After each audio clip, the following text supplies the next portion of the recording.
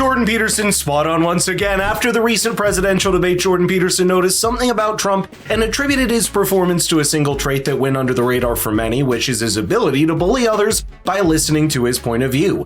But that wasn't all. He also talks about the effects of the elections being perceived as rigged and finally touches upon America and what it could look like in the aftermath of this election cycle. But before I delve deeper into it, make sure to subscribe for more discussions just like this. By the way, if I get this segue here, you even called Trump, in a way, his bully tactics, even childlike. Oh, yeah. He's very good at that. I did a pretty careful study of bullies when I was a kid because I was small. I was the youngest person in my class. And I was small for my age as well. And so that made me a pretty good target for the bullies. And I learned in part to defend myself against that verbally. But I also studied the bullies to figure out what they were up to. And Trump is a very, very good bully. About 13 years old in that regard. And it's also not an insult, because I've talked to people who've known him on the foreign policy front, for example. It makes him unpredictable, right? It does. Well, it's also the case that if you're on the world stage and you're dealing with the pathological rulers of pathological states, the probability that you're going to be dealing with bullies is 100%. And Trump actually knows how to do that. And so it makes him unpredictable, and it adds an element of kind of adolescent tactics, or it's hard for me to get it right because it's a limitation in a way, and that's partly what makes Trump such a divisive figure, because people respond with aversion to that bullying element of his character. But it's hard to criticize it too deeply because it's also arguably what makes him an extremely effective debater and also possibly capable of making peace on the international stage. Oh yeah, I mean, because people don't know what the hell he's going to do. But facts are stubborn things. Yeah. The record is set, and Americans will have a very clear choice between the Trump years and the last 41 months of Biden. Yeah, no wars during the Trump years. Let's see what I mean. I don't want to put you on a spot here into the political prognostication realm, but are you ready to make a prediction of sorts, or you won't go that far? I think the Democrats will dump Biden at the convention. Right? Yeah, I think so.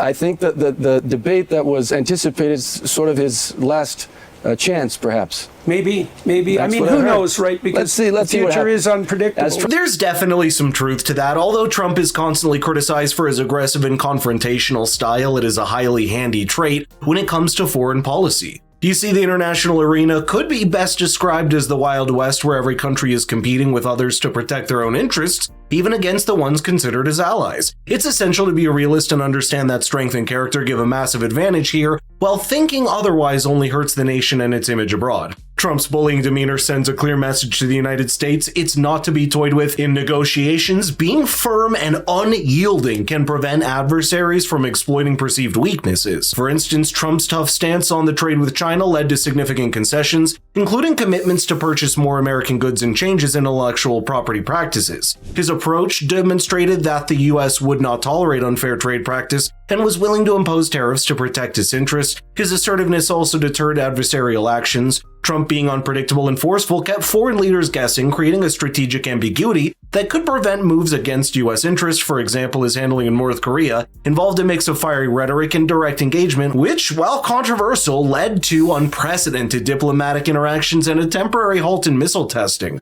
Additionally, Trump's willingness to challenge long-standing alliances and agreements, such as NATO's funding structure and the Iran nuclear deal, forced allies and adversaries alike to reconsider their positions and commitments. Well, speaking of conservatives, who will win this election, Trump or Biden?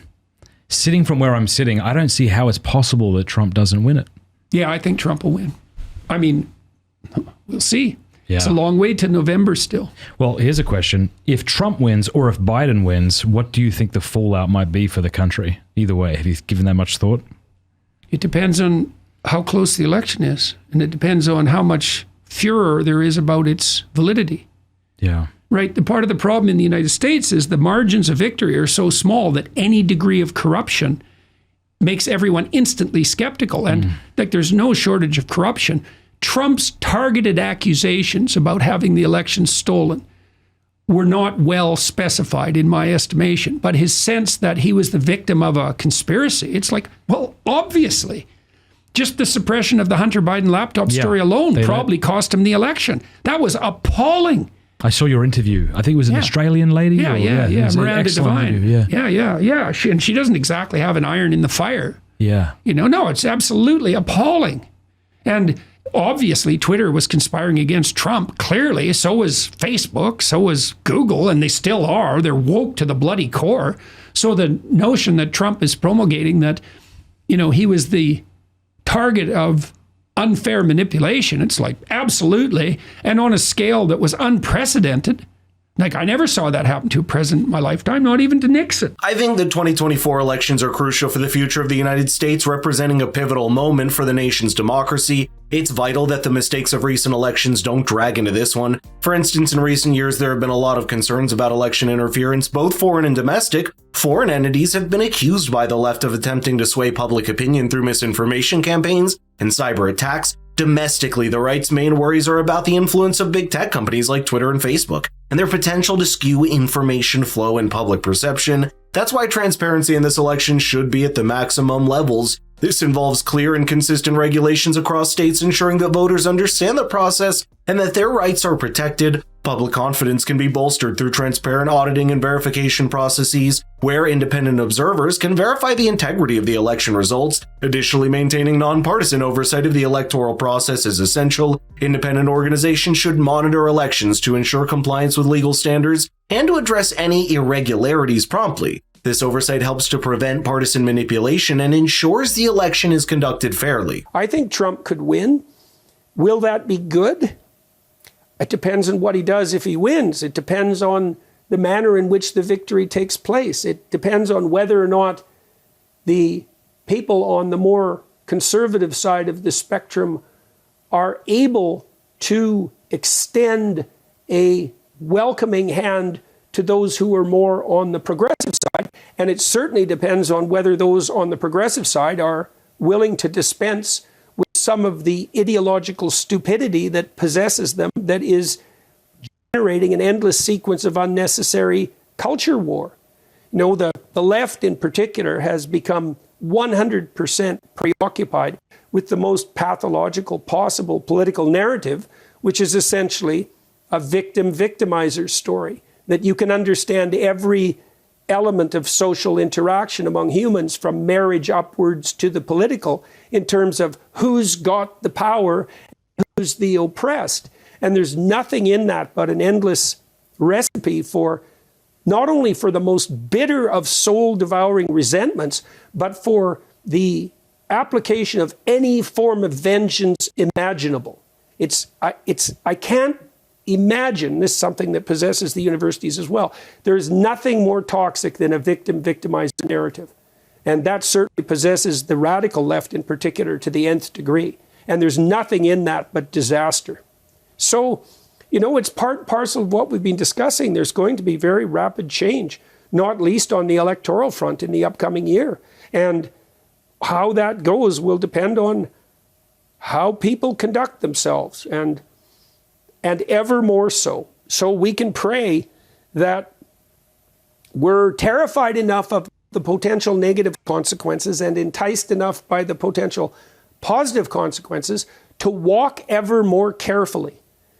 We'll see. After the election, it is crucial for both sides to be receptive to finding common ground and focusing on rebuilding the nation rather than taking extreme positions. The political climate for the past decade has been characterized by intense polarization and partisanship, which has only served to deepen divisions and hinder progress. Moving forward, unity and cooperation are essential for putting the country back on the right track. One of the first steps towards achieving unity is open dialogue and understanding. Every single party needs to listen to each other's perspectives and concerns, recognizing that despite ideological differences, there are shared goals and values. This means engaging in respectful conversations and being willing to compromise on key issues. It is through these constructive exchanges that common ground can be identified and built upon, focusing on the common challenges facing the nation, such as economic recovery, healthcare, and infrastructure, can also help bridge the partisan divide. These are issues that affect all Americans regardless of political affiliation, and addressing them requires collaboration and bipartisan solutions. And by prioritizing the well-being of the country over party loyalty, leaders can work together to develop and implement policies that benefit everyone.